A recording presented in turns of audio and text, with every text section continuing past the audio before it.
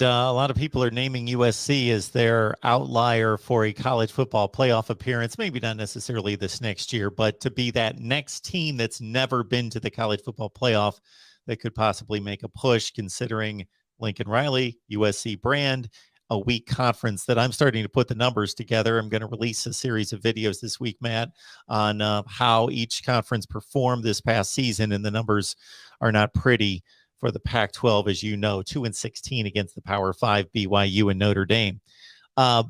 Going more the national route, as I take you there, would love to get your thoughts on, we had an expanded playoff proposal that was brought to the table that a lot of people liked. It had pretty rave reviews across the board, 12 teams and so forth. It looked like it had a lot of momentum.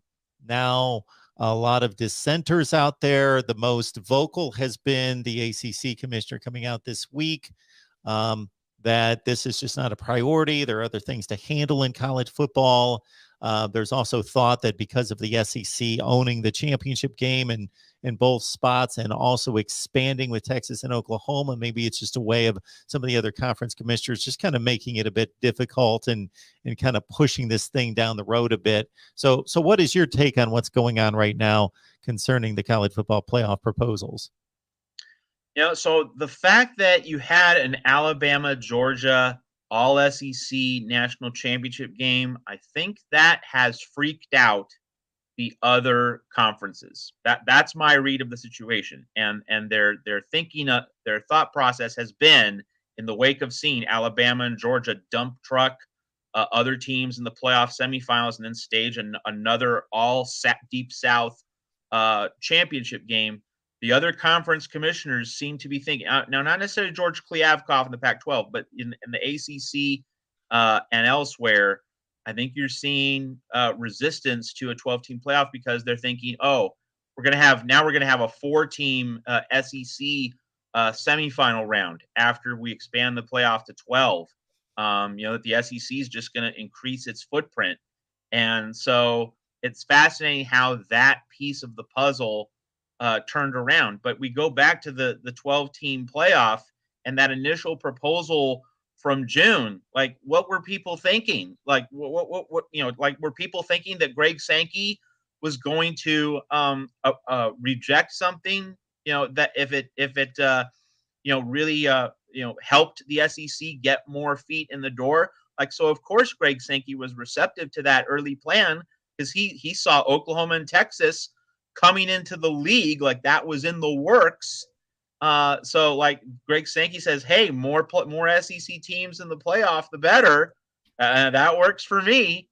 And then you have, after the Oklahoma, Texas SEC drama that filled the summer, you get the Alabama, Georgia national championship game. And I think it has the other conferences spooked. That they're thinking, we're going to have an SEC 1 seed and a 2 seed, but also a 5 seed and a 7 seed, and they're all going to be in the semis. And it's just going to be an even bigger nightmare. But, certainly the Pac-12 needs that playoff revenue. You need a team in the playoff with the exposure, with the TV money, with the drawing power on an annual basis. And, the ACC is really fascinating. And Commissioner Jim Phillips, why would he speak up? Does he think that Dabo Swinney's losing his edge at Clemson? Like, is that why he said what he said? Does he think that, now that Brent Venables and Tony Elliott are out the door and Dabo has to survive in this new reality without his longtime trusted coordinators? And also, Dabo didn't use the transfer portal well. He struggled to adjust to that. Does Jim Phillips, deep down in his heart of hearts, thinks that Dabo's losing his fastball? Is that what's going on? It's really interesting that that why the ACC would say, we shouldn't really go to a 12-team playoff after all the success that Clemson's had. Very, very curious statement from the ACC. Yeah, you bring up a lot of great points here, Matt, because people might be surprised if you look at the BCS years leading into the playoffs and then the early playoff years, the Pac-12 would have fared a lot better in placing teams in the playoffs than I think a lot of people would realize. But here in the last few years, it's obviously trending in a bad way for the Pac-12, and we're looking at a possibility of just having the champion, and that's it, in a 12-team playoff. The Big 12, ACC kind of depends on the year. Obviously, the ACC has been really down outside of Clemson, and they would have been the sole team representing the conference for the last 4 or 5 years generally, because you get a lot of 8-4 type teams behind them. The SEC, yes.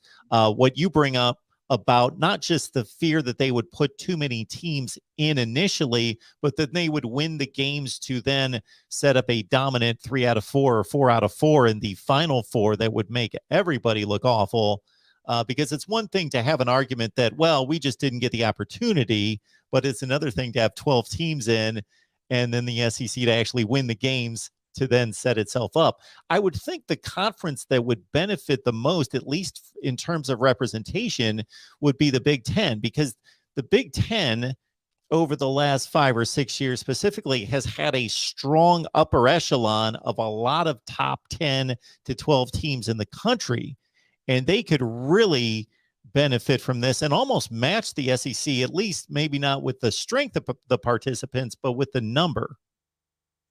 I think that's a fantastic point, Mark. You look at the 2016 through 2018 seasons. What stood out about those 3 seasons, Mark? You know this. The winner of the Big Ten championship game did not make the playoff. You know, like with the SEC, the winner of the SEC championship game is a lock for the playoff every year. It was a thunderbolt that, you know, Ohio State didn't get in 2017, winning the Big Ten title game, and of course Penn State was left out behind Washington despite winning the Big Ten title game in 2016. So the fact that the Big Ten championship game has not been this automatic rubber stamp for putting teams in the playoff, it exactly validates and affirms your point about the Big Ten having teams just outside the 4-team cut line. So in a 12-team playoff, yes, the Big Ten is the conference which has the most to gain. It's an absolutely, totally accurate point.